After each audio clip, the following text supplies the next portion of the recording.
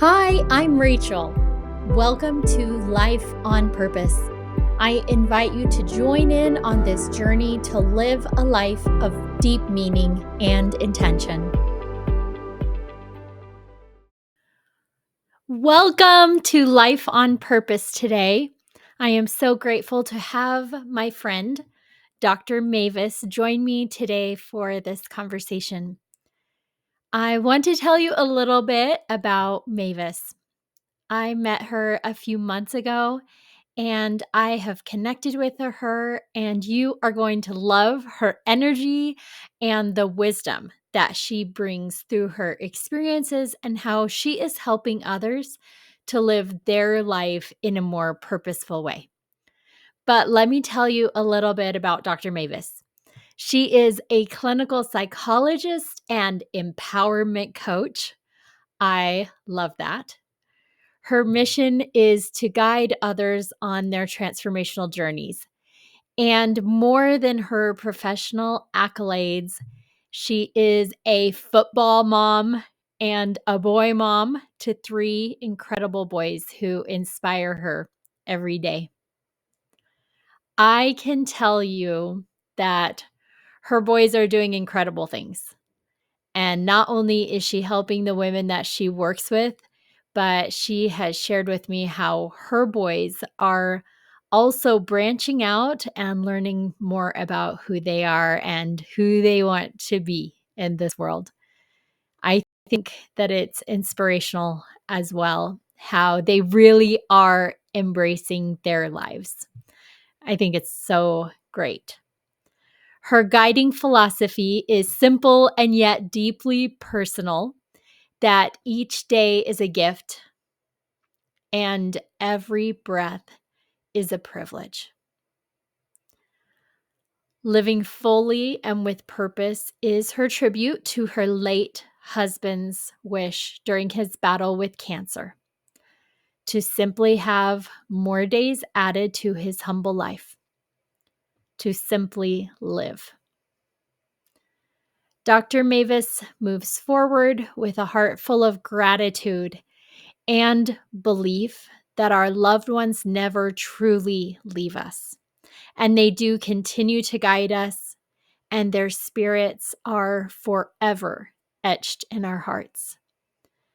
And I am just so excited to have this conversation today because I feel like there are so many important topics that I'm excited to talk to you about that are so meaningful, because especially with such a deep loss, deep grief that you've experienced in your life, and how you can help others have transformations on their journeys. So, welcome, Mavis, and thank you for joining me today.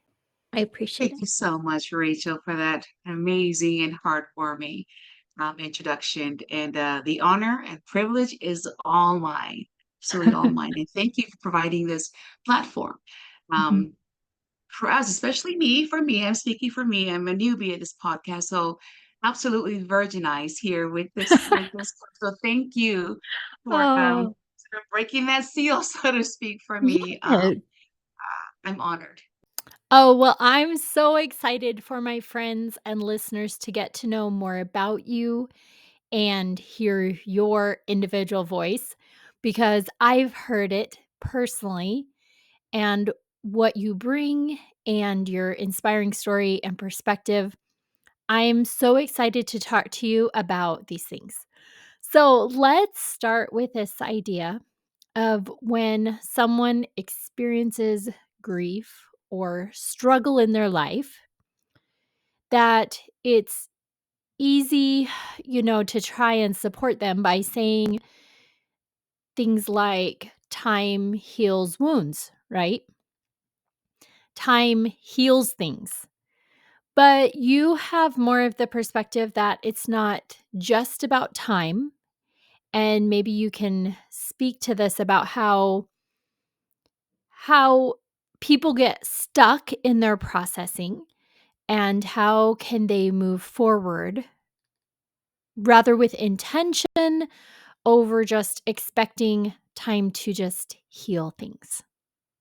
There's, I want to preface it for in terms of my response. I want to preface it by really leading with my belief in my style, in that grief is one of those things where it's as unique as everyone's thumbprints, because your grief is based on your own experiences and the intensity of your experience with your loved one. And so, therefore, the platform there for me is really that every person is the expert of their grief, right? So, yes, there are these theoretical orientations. There are these theories, and everyone's got a theory, and those are great. But it all comes back to, when you think about it, to the person, right?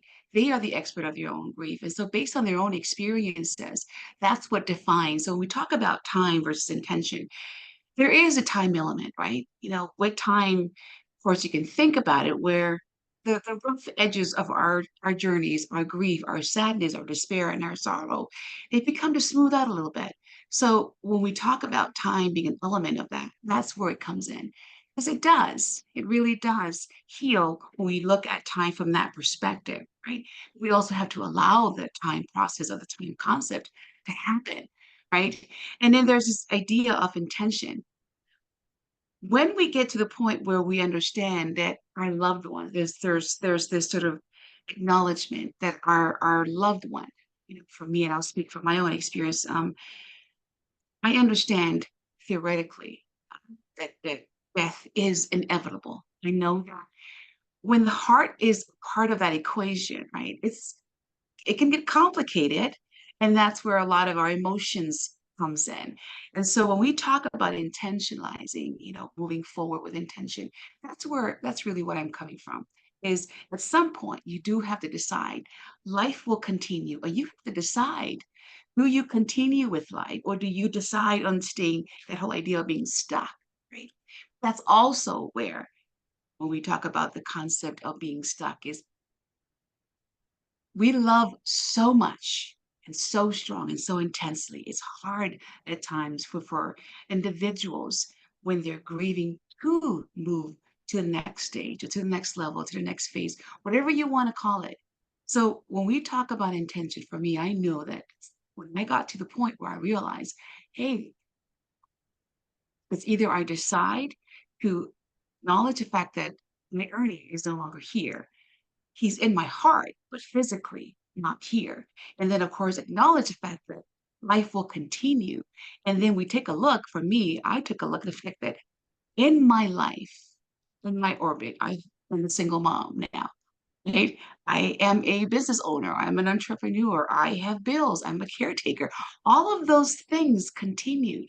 So when we talk about intentionality, was at that point that I needed to decide that, hey, okay, my heart still is at that place where it hasn't mended, and it will take time, which is where the construct comes in. I also understand that I can't just stay here. There has to be that intention that I need to set. And around that intention are, for me, again, that's where the idea of everyone is, they are the expert of their own grief, right? They have to decide, they have to put in place what they need for themselves that will allow them to sort of move forward, take the next phase, take the next step, so to speak. I know for me that I couldn't just stay in bed.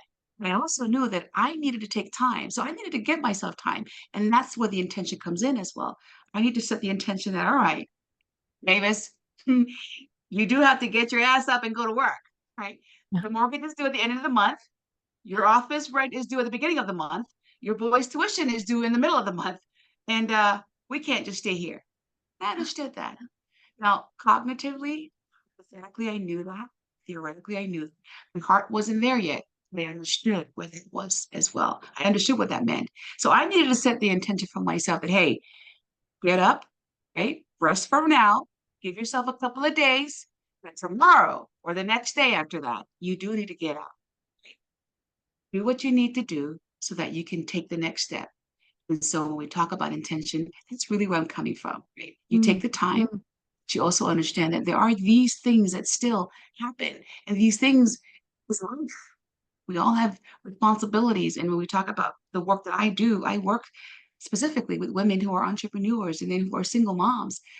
So it doesn't stop, right? Our lives don't stop when our loved one is anything. And actually, for me, I've come to realize and understand think there's this new beginning, like a rebirthing of who we are after some point. You know what I mean? And which is where I'm at now. It's sort of like I call it my rebirthing. You know what I mean? I've gone through these various stages of my life where I've encountered some things, I've experienced some ups and downs, but I also come to realize that with that, I have learned so much to where that with the time pain and the sorrow and despair of your grief, they really do start to soften.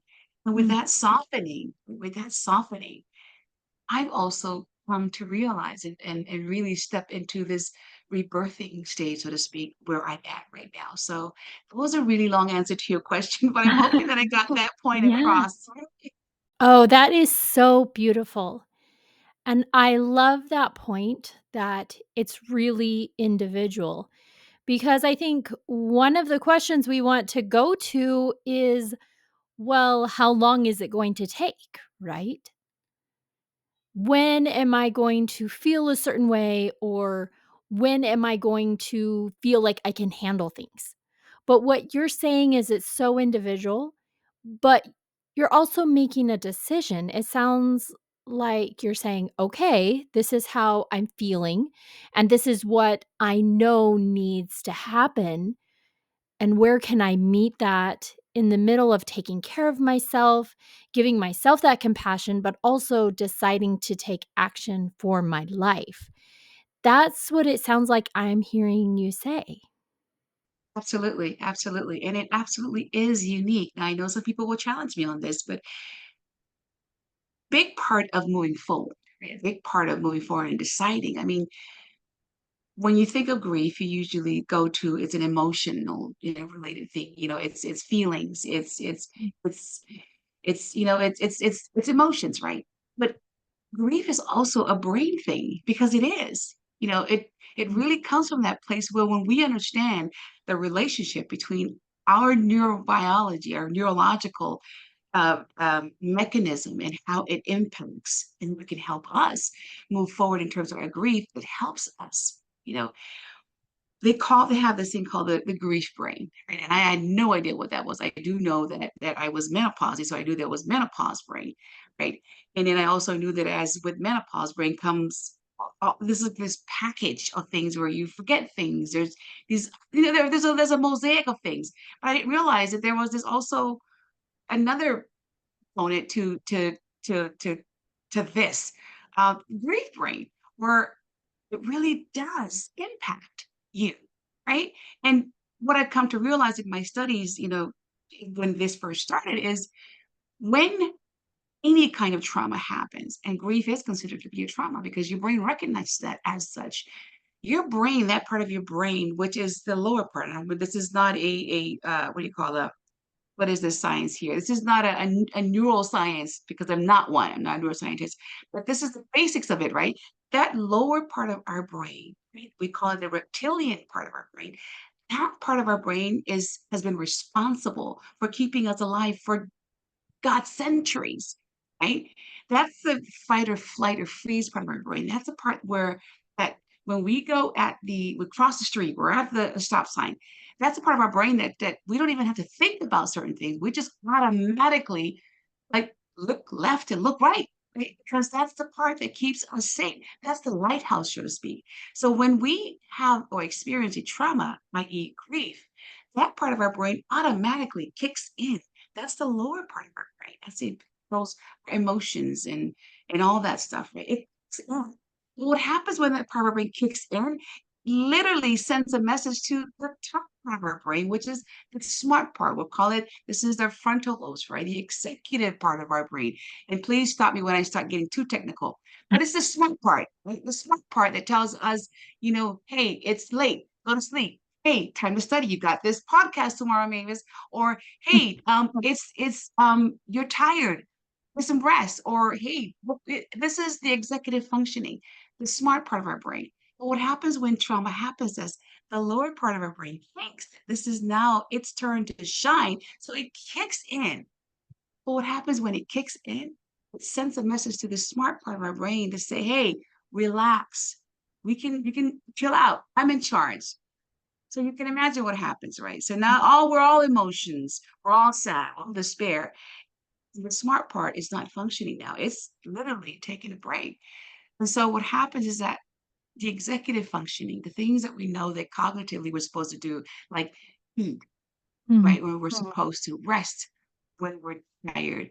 Those things don't happen because that part of our brain is now sort of, lack of a better way of explaining it, is resting because this part of our brain is now in control. So when we talk about moving forward and just progressing through with our grief journeys, right? A lot of us, because we don't understand it, we tend to be at that sort of resting place. Our higher part of our brain is resting for most of the part. So we don't really kick in and say, hey, girlfriend, you've got mortgage coming up. Hey, girlfriend, you've got bills coming up. Hey, the lights went out 2 months ago. When are we going to go to work? You know what I mean? Because those parts of our everyday functioning is controlled by the higher functioning part, the smart part of our brain. Okay? So when we talk about being stuck, a lot of the times that's where depression kicks in. That's where it Mm. becomes clinical. It's because a lot of us really don't move beyond that threshold, so to speak. We stay stuck in that part. And we're not, that's not their fault. A lot of the times we just don't want to forget. We just don't want to move forward. We just don't want to, period. Because again, the love is so intense. We don't want to, right? But I also know that for me, I knew that this part of my brain was always functioning. And I struggled with it to continue to function because I had my children and my responsibilities always at the forefront. So I knew I did not have the luxury to just hang out in bed or just to sit in bed or just stay asleep. That's not to say that's not a good thing. That's for others who need to do that. I'm just saying for me, right, as the expert of my own grief, I knew that I didn't have that luxury. I knew that when my husband died, I am now the head of household. I am now the primary caretaker. I am now the primary breadwinner. And I didn't have the option to call on someone else to step in for me or to call in sick or, I had a business to run. Couldn't move, you know, Mm. get up and go to work. So when we talk about, going back to the intentions and feeling stuck or being stuck, I know that I'm kind of jumping around, but all of those constructs, they do come into play, right? A lot of people get stuck because they don't they don't get lost. They don't hop over that threshold of deciding, hey, it's gonna go to work. But a lot of that too is because they don't have the support systems that encourages, right? That guides them through that. They don't seek the help or they don't feel like they didn't have the resources available to them, right? They didn't have someone that said, hey, have someone you can see. I have someone you can call or someone to be there every single day to say, hey, let's go, right? Let's go for a walk, right? And a lot of the times that becomes the thing that keeps people stuck. That keeps a lot of the women that I work with stuck is they don't have the support. Now, Mm. I had a massive support system, right? So I had mom, I had dad, my kids, although they weren't much of a support because they were young when my husband died, they were inspiration for me because I knew that I looked to them in terms of I need to get to work because there's tuition needs to be paid. There's a roof that I need to put over their heads, right? I had these other responsibilities that I knew, but those kept me going. Those are my driving forces, right? Those are the things that I needed. But I also knew that my support system externally, I had several group of girlfriends that showed up at my house, with food. That showed up and just dragged my ass up and that called me on a regular basis and said, what's going on? Or to show up at my house. So I was blessed with that. And not very many are. But that's also one of the biggest reasons why people do stay stuck. And a lot of the stories that I hear from my women is they didn't have that support. They weren't blessed with the support of that. And that's also where my faith came in because that was one of the biggest factors for me was my faith. I leaned into God because I understood, I understood that that's one of the top five pillars for me in terms of my own core beliefs is God. and then family, and then trust and integrity. And of course, the women that are in my program and the people that are there to support them through it, and then fun. Those are my core, my five cores. My number one being God and my faith was my driving force Mm. because I needed to know that every single day before I get up, it was hard to get up, but I always say, God, I know you got me. I know you got me.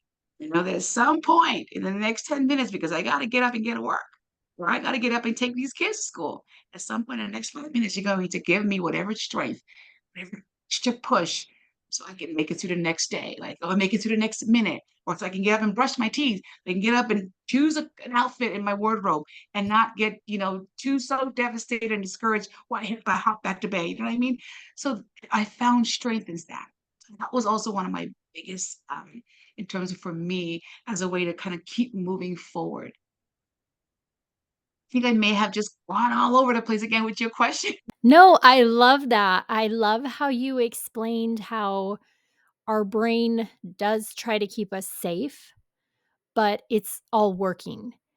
It's just kind of what we're focusing on at the moment and how we can tap into those different parts of our brain. I think it can help us when we're going through a time of trauma and not knowing how to move forward. We can just remember that, oh, my brain is just trying to keep me safe. It's doing what it does naturally. But I have the choice. I have the decision I can make to be empowered. And I love what you said about calling on your faith and having that support system, because I can imagine if someone does not have those words naturally in their morning in their brain, such as, I know that you're there to help me. I know that you're giving me strength to do these little things that they may seem insurmountable, that I can't even choose clothes to wear for the day, that I'm not going to be able to do it, that you will give me that strength. And I can just imagine, Mavis, you giving your clients those words and those messages until they can have them ingrained in their brain. I mean, I can just imagine that you are empowering women to think, you know what? Dr. Mavis has me. Dr. Mavis believes in me, and I gain strength from that until I can have that structure of faith and belief in myself and empowerment in that. So I would love to know from you. I know that you believe everyone has the power within them. The women that you work with, they have the power within them, but how do you help them access that? How do you help them empower themselves? It's something that we understand, we have to really understand it at a much, much deeper level, right? Because not everyone understands transformation. Not everyone understands the depths of what one has to go through or needs to go through to tap into that sort of inner layer, so to speak, right?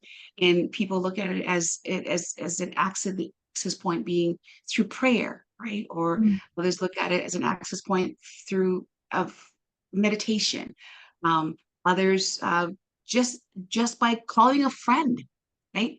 In terms of just different ways of accessing and tapping into that part. And there's really, again, when we talk, that's why I love the idea that everyone is when we talk about grief, that you are the expert of your grief because you get to decide. mm, I get to provide these various aspects, various tools, right? But I know for me, one of the biggest part of it is what works for me are these things. And then part of my job in working with the women is really helping them identify, right? Really working with them to explore what are some of the things that work for them because they may not know what works for them and then really helping them harness it, really helping them refine and really honing in to whatever those things are for them. So being the expert of their grief is really also being the expert of their lives. Right? Because understanding because what works for me may not work for you. But for me, in terms of helping them understand and tap into that is really having that conversation. It's knowing who they are, it's understanding who they are, and it's really putting it back on them and then helping them guide them through those steps where I get to hear what they're talking about. I get to hear their stories. I get to listen with sort of like that third ear. What drives them? Right? What wakes them up in the morning? What are they passionate about? And then I get to sort of we can sort of throw it back to them. And from that process, we get to, create what works for them, what they can use in terms of, you know, tools to get them going, to get them to get up in the morning, to move forward, and there is no secret because I feel like if you have to think too hard about it, then it won't work for you, right? Mm. If it's something that you have to work so hard about and really just, then it won't work because now it's work. And transformation is not work, it's you. It comes from inside. So it's really tapping into that part of who you are and really getting to understand who you are, what that person is, what makes you come alive, that helps you then bring those things out. And my job is to really harness it, dissect it, help you understand what it is, take a look at it and compartmentalize it, and then package it pretty, and then hand it back and say, this is what you gave me. And I want you to take a look at it. Is this what you gave me? Does this work? And if it doesn't, we'll go through several trials until we land at something that does work for you. Because it is absolutely important in order for someone to really do something, it has to land with them. It has to resonate with them. And I can't give you what works for me. I can suggest, but what may work for me may work for you for a day, maybe even a couple of hours. And then it's like, crap. So now we're back to doing square one. But if we go through, but by going through that process, I find that it does help it because it's the long game, right? Because grief doesn't stop after 3 months, after 6 months, after a year. This is my seventh year. And there's so many points in my life where I still have moments. My son is getting offers from colleges. And so that takes me there. And as I'm talking about it, I'm getting my throat is coming up here. Um, I know that these are points where I know that my son will be so proud, right? Just to share that with his dad. And I know that with my husband, he would be so proud. That's the one thing they shared is football. So it doesn't end. But I do know that as I'm talking about it, it brings me joy to know that I still have access to that, right? So we talk about them leaving the spiritual world, the physical world, that is. That is true, right? We bury the body. Everything about them, their memories from the day that we met to our fights, right? To our engagement, right? To me in the labor room yelling at him. All of those things are right here. They have not left. And I get to visit those memories every single day and access that in weeklies in the mornings when I go visit them my kids go visit them at the graveyard, when I'm preening the flowers or pruning the flowers. So they're not gone, right? So going back to your question, I don't create templates for them because they're not my template. They're supposed to be their templates. What I do help them do is I help them create them with them so that it becomes theirs. They personalize it and we go through several steps so that it becomes theirs. So that it is personalized. Because if it is personalized, then it's something that they will use all the time because it's theirs as opposed to it coming from me. There is, that connection to it is not there for them. For me, that absolutely is because it's my thing.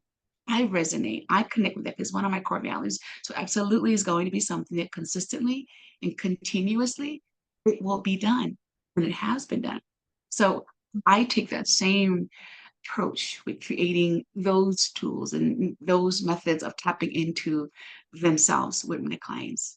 Wow, I can just imagine how different of a perspective you're able to give because I could see other programs of saying, this is the step, this is the next step, follow these things, and you're given a perspective. And you are offering, I'm here to be a mirror and reflect back to you what I'm seeing, what I'm hearing. Let's figure out for you what your program is. And I think that's going to be much more impactful. And I love how, because I think I would come to your work thinking, okay, this is going to be hard work and it's going to be hard to overcome this grief and move forward. but you're really coming with a focus of this should flow. This should not be a thing of hard work. If it's hard work, then maybe it's not the right thing. It should be flowing to you. It should feel natural to you. Given. And so when you talk about I don't have a system, that is my system. My system and my approach is really that. You are the expert of your grief. I'm here Yeah. as your advocate, as your guide. But I have that expertise and the tools and the skills behind me in my years of being a clinical psychologist to help you do that. Because what psychology and my as my role as psychologist has taught me is that people's lives, we can't do cookie cutter, right? It's Mhm. just it's not gonna work. And that was one of the things that I discovered when I in my own grief, which is why I took a different approach. Because what was then it didn't work for me.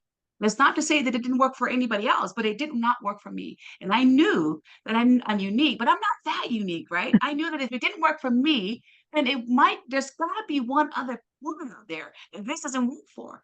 And so that kind of got me on this journey to really start looking at creative ways, alternative ways, but Mm. also more like Mary, and I'm so glad because Mary Morrissey calls it evocative, because that's really what I had been doing, right? It's really coming from that place where we are evoking the person's energy and the person's being in developing and creating their quote unquote treatment plan, right, of life and how to move forward. Because I can't tell you how to do that. I can guide you because I have sort of my template. When my template in your style is really to sort of put it back on you. Grief is already hard. Now I don't want to make this harder, but I also know that there is certain parts of the journey where it's going to be hard to think.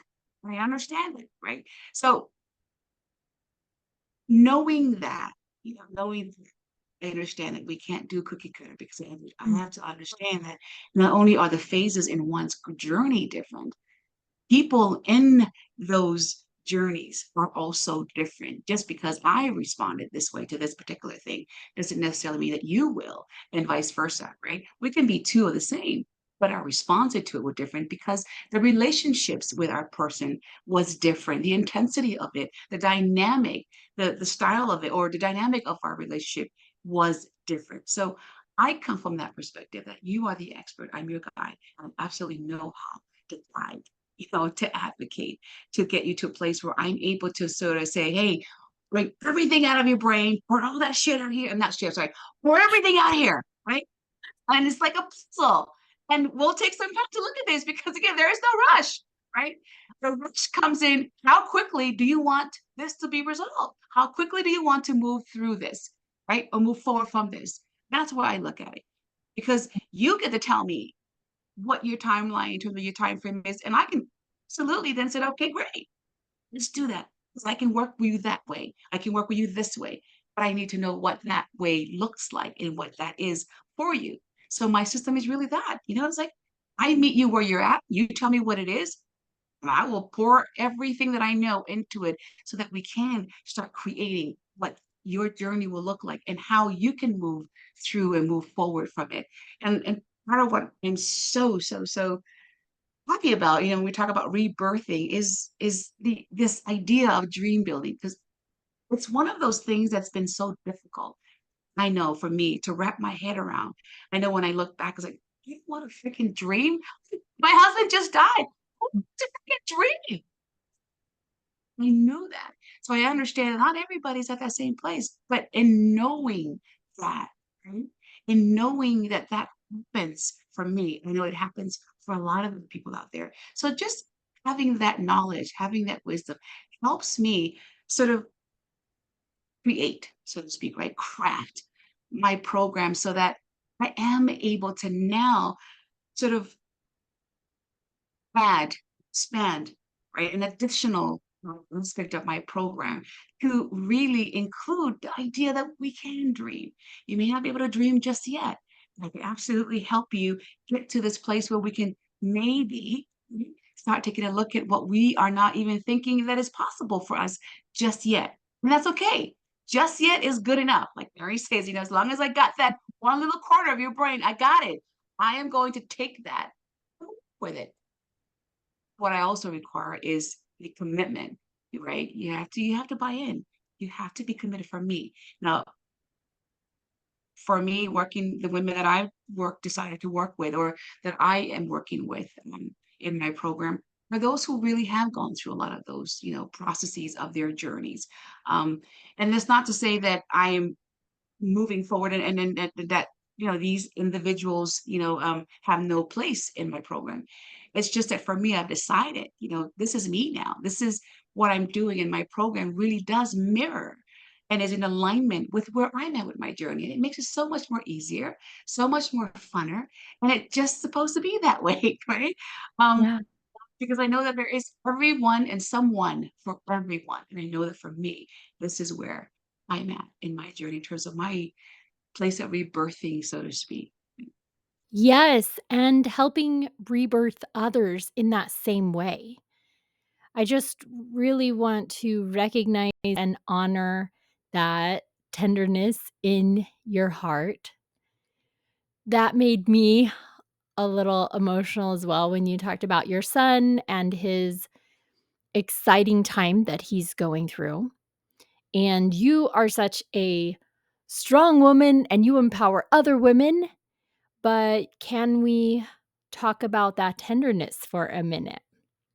And you know how when you continue to have that relationship with your loved one and those tender times come up, what kind of tools do you use or tell yourself, or how do you honor that within yourself in that individuality? Like, this is my journey, this is where I'm at.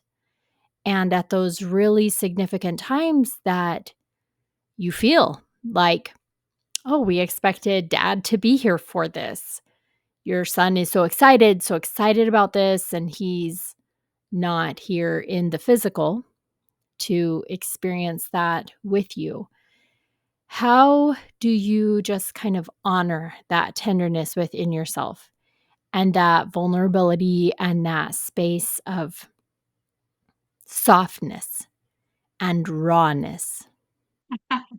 That's I'm laughing because softness and tender are not really usually words that my friends would. Yes, you are a strong, empowered woman. But I wanted to just honor that other side of you. um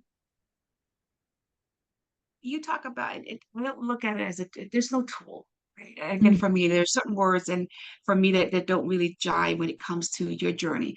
It's not a tool. It's again, we go back to you being the expert, right?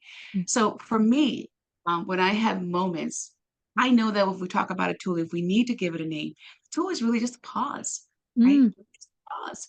We don't push it away. And I tell my women, when the moment comes, when a memory hits, when something happens and you can feel that sort of lump in your throat, just pause. Just pause. Because if you ignore it, if you shush it away and you put it away, it's going to be like that toddler that's going to keep coming back and keep knocking at your door. Keep coming back at your door. If you can say, "Stop," yeah, they're going to keep coming back until you open the door, right? mm, And that's really what you just pause. Open the door. Before you open the door, just pause. And then we notice, because before we open the door, we need to check the people. Who's out there, right? So part of this process too, for me, when we talk about if it's a tool, is we just pause. We just mm, pause and notice. Mary calls it notice what you're noticing. And that's really what it is. You notice it. Notice whatever that is coming. And then knowing that where you are at in your journey, big part of what I tell my women in terms of noticing that, sort of catching that whatever that experience, that moment is for them, is identify and acknowledge the fact that if you are at 3 months, it's normal. If you're at 6 months, it's normal. If you had 1 year, it's completely normal too. If you had 2 years, absolutely normal. Then I also tell them this is where you need to be mindful, because if it's you at 3 and 4 and 5, don't allow the external messages, right? Don't allow the external theoretical orientations or what the media tells you is not normal, right? When you are experiencing that, when something like that happens, your moment happens, and you're at 4 or 5 or 6 or even 10 years on a road, yes, It is normal. That's still normal. And it's really teaching them that any time something comes up for them, those moments that is, the first thing to do is to really pause. And then secondly is to notice what they are, right? Notice what that moment is. And then of course, realizing and having grace in telling yourself, stopping it right there that, all right, this is gonna be with it, right? And you get to decide now, and that's where the intention comes in. You get to decide what you do with that moment from there on. You can say, okay, well, I know that I'm supposed to go meet a friend to, I don't know, have some drinks or some coffee or whatever, but I don't really feel like at that moment I want to do that. Or I really want to do that, but I want to do something different in addition, whatever the case may be. You get to decide now, right? You get to create. This is your intentional moment because it allows you, these are the ways that you get to move forward. It allows you to really continuously add to your journey, expand your journey. But it also allows you just to continue painting, right? I mean, you don't want a canvas, it's just one color. I don't know about you, but of course you can have just one color. But when people look at the world, they look at it through the lenses of not only black and white, but they should look at it from a color perspective, right? You get to decide, what do I want at this moment now? Do I want to just grab a cup of coffee, get my pen, get my paper, set up my journaling station, turn on some nice music, light a candle, and just sit here and journal my thoughts, whatever it is? Or do I want to go meet my friend and then share that moment with them and toast him with that, in terms of that memory? Or do I want to go to church? I know my mom does it all the time, and we used to do it with her, not anymore, or as often.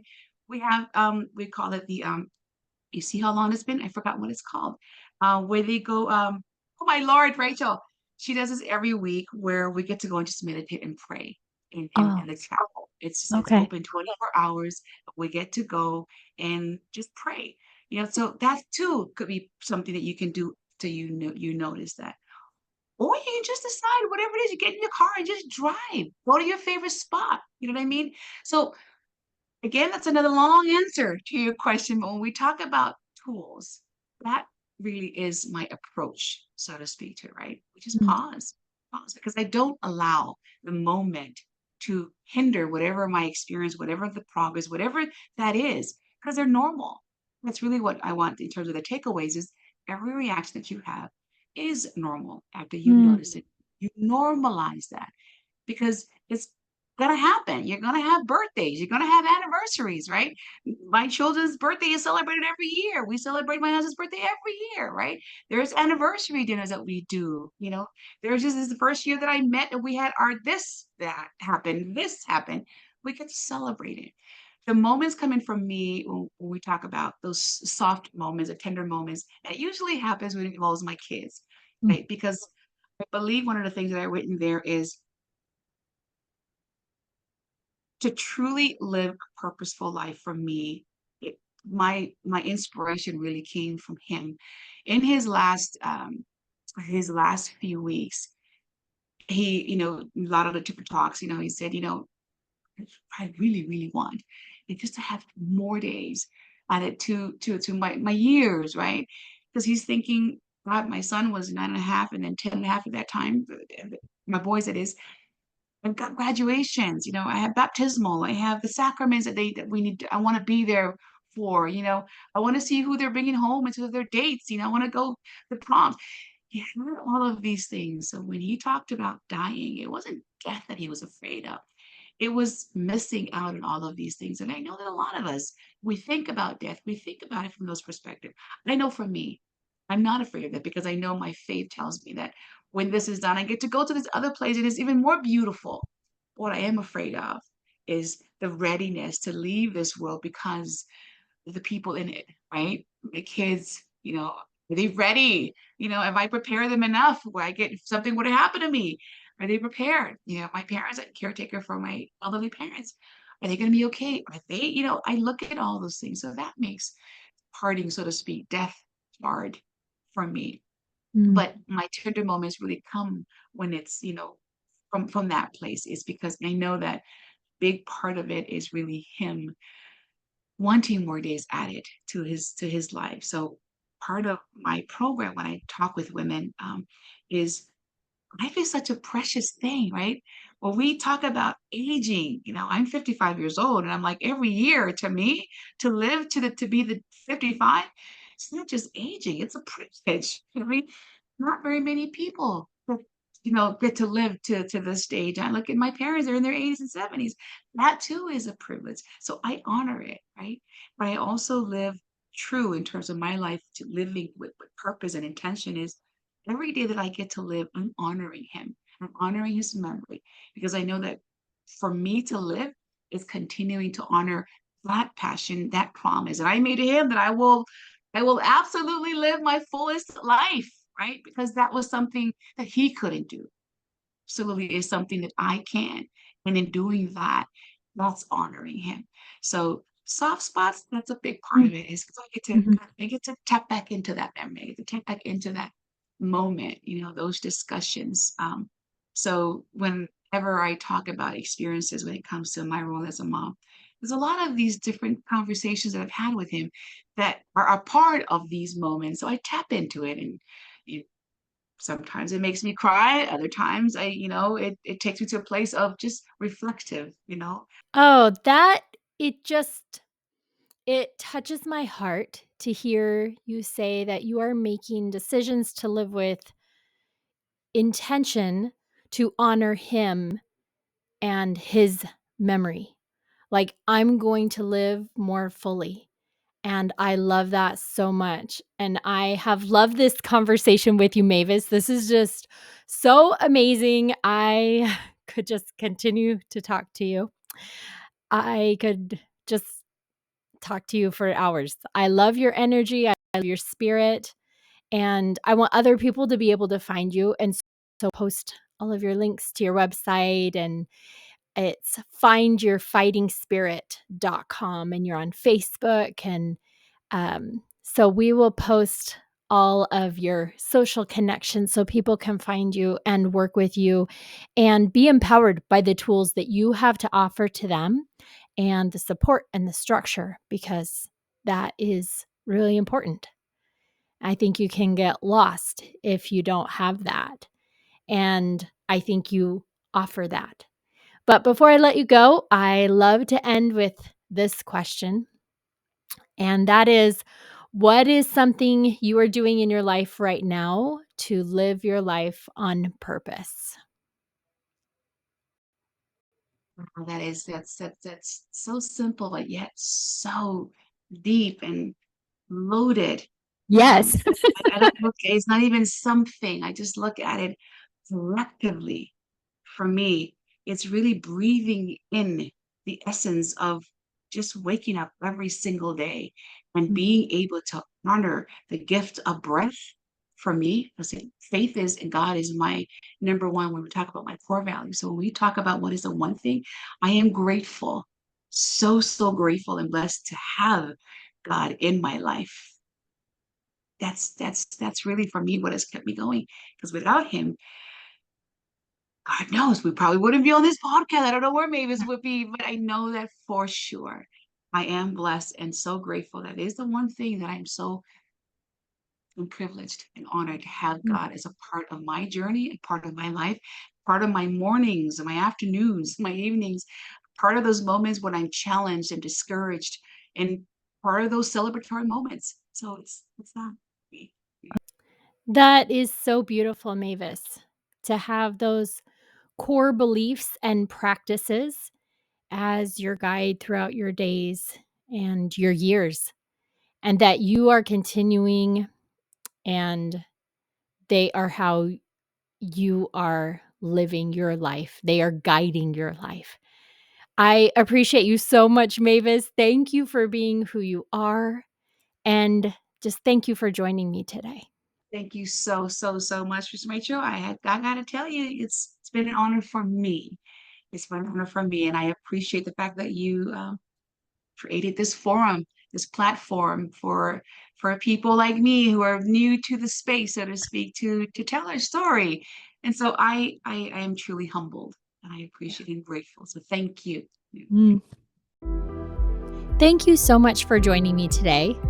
If you are ready to live your life with greater purpose and intention, check out my free Power of Vision workshop, where you'll uncover your life dream, eliminate doubt, and move forward toward your goals with confidence. Get instant access with the provided link. Your life is too precious to live just by chance or by default. I want you to live your life on purpose.